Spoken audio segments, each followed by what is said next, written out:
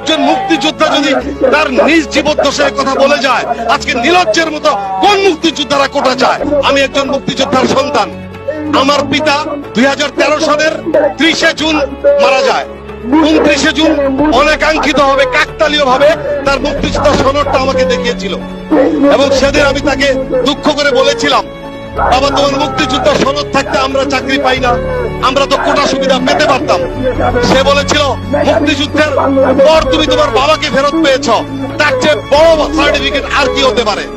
মাত্র 20,000 টাকার ভাতাই কি আমার জীবনটা ছিল না? তোমার কাছে দেশটা ছিল?